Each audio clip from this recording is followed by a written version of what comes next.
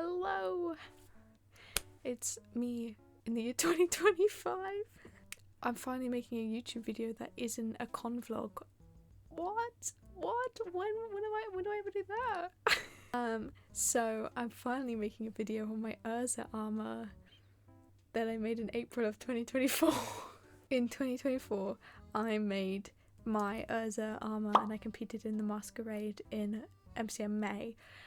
And I had always planned on making a YouTube video. I just never got around to doing it. This is definitely not a tutorial.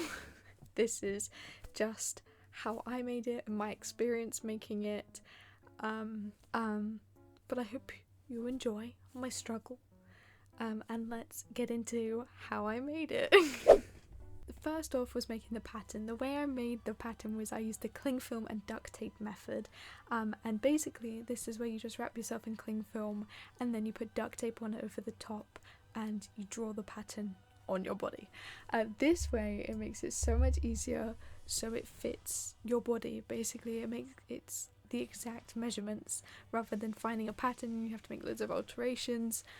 I just made it with my own body. I had to do this twice because the first time I did it I put too much tightness around me so that the pattern did not fit me when I took it off because it was too small, because I did not give enough leeway to breathe in it basically. After I had the pattern, I drew it out, I cut it out and I transferred it onto paper, and then I used the paper to put it onto the EVA foam. I used, I think it was 6mm I believe of EVA foam.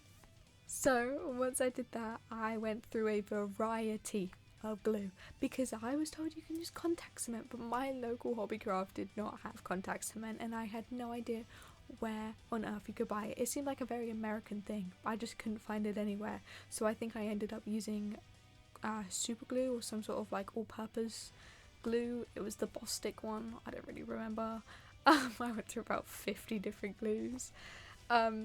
And I glued that all together following the reference pictures of the layout of her tunic. I don't know what it's called. Chest plate, there we go.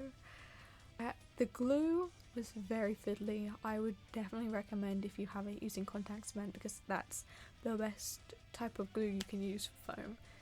So once I glued it all together, I obviously needed a way to wear it.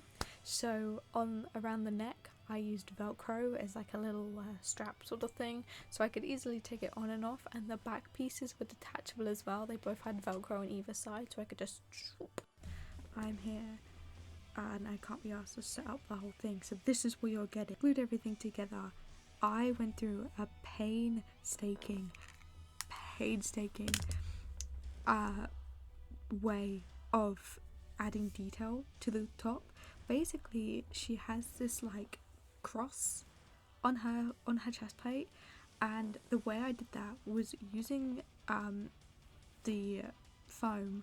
I cut it out and I used pins to pin it onto the foam to glue it down, and I then went in with foam clay to fill in the gaps, and I also used a thinner foam to add extra detail, just that little like 3D-ness to it. That took me forever, I would like to say, and smoothing out the foam clay was so difficult. So I don't actually have any videos for when I made the braziers, but this is all I got basically. So the braziers were made pretty much the same way as the chest plate. I used the duct tape method again just around my arm to get the shape of my arm. And her armour is pretty much just a cylinder with an extra little bit. It was very trial and error, so I literally just used the pattern of my arm to make them, and then I also used a zip to attach them on and off. It was not great. Unfortunately I didn't film me making the shoulder pads and elbow pads.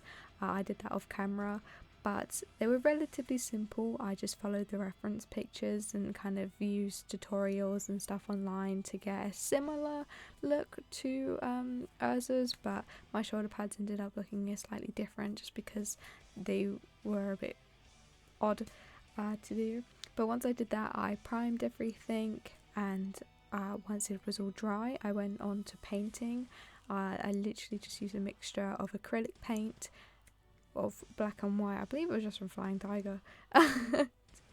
And I also did some weathering with some black paint and a sponge, just to make it look a little bit more realistic. And then I sealed it all once it was all painted.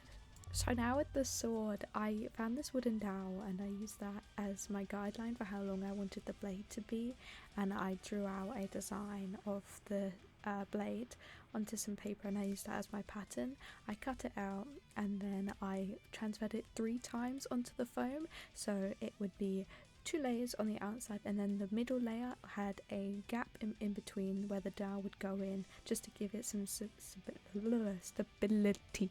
So coming up to when I was making the sword, I was running out of foam desperately, so I ended up using these like a square puzzle mat foam pieces. I used the same technique of just doing 3 layers and have a little bit in the middle empty to put the dowel in, and the sword looked pretty big on me, but I believe it's just because I'm small. I also used an electric sander just to try and file everything down, because this was taking forever. So moving on to the skirt, I hadn't been experiencing sewing at all when I made this, so my mum helped me a bunch with this. We used a pattern for the skirt and she basically followed me through this using techniques that I've not heard of before, so bear with if I get them wrong. So it was a pleated skirt, so we had to go in and make marks with just a white bit of thread to make out where the pleats would go, basically. And then once we put them in, I believe we stitched down the lines just to make the pleats stay in place. Added a waistline in and a zip on the side so I could get it on and off, basically. I made a lot of mistakes. I really was not there when I was making it. It was pretty much my mum just telling me what to do, so thank you for that. But yeah, my first time making a skirt and I was very confused, but I think it turned out okay, with my sewing machine breaking a couple times. But we got there in the end. I'm so sorry for how short the video is. Unfortunately, that was all the footage I got of it. Thank you for watching.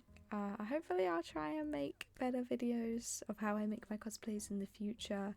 This was just a rushed project that I wanted to show, but thank you if you made it this far, and hopefully I will start making more videos on here soon, so keep an eye out. Okay, thank you, bye!